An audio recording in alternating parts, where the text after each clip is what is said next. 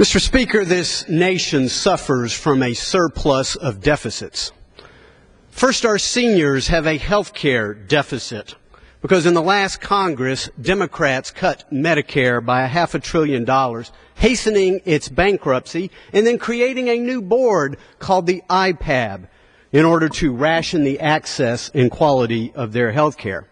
Next, they have brought us a jobs deficit. Millions are unemployed and they remain unemployed. The highest duration of long-term unemployment since the Great Depression. Next, Mr. Speaker, we have the financial deficit.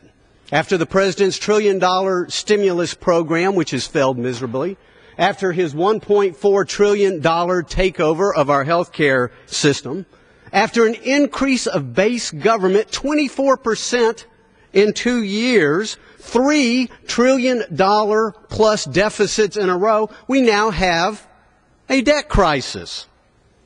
And the President says, you know what, we need a balanced plan. I want you, Republicans, to raise taxes to pay for my spending. Well, Mr. President, one of the greatest impediments we have to job creation today is the threat of taxes to pay for your spending. Every day I hear from small business people in my congressional district. I heard from Christine Tanzio of Canton, Texas. Washington seems to think they can tax its way out of our economic problem, which is not possible. We are not hiring or planning to grow for the next several years. We are concerned that our government will raise taxes or put other burdensome restrictions on us that we will not be profitable. The financial deficit is tied to our jobs deficit. The American people have a message for their government. It is time to quit spending money we do not have. It is time to quit borrowing 42 cents on the dollar, much of it from the Chinese, and then send the bill to our children and grandchildren. It is why today House Republicans bring to the floor the Cut, Cap, and Balance program.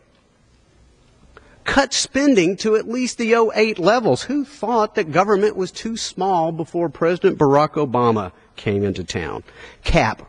Since World War II, spending has averaged 20% of our economy. Under this president, it's 25% growing to 40%. Let's keep it at 20%. Balance.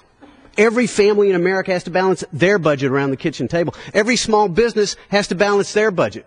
49 of the 50 states, but no.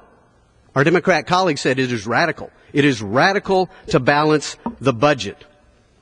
What I say is, if we want jobs, hope, and opportunity, we must cut, cap, and balance.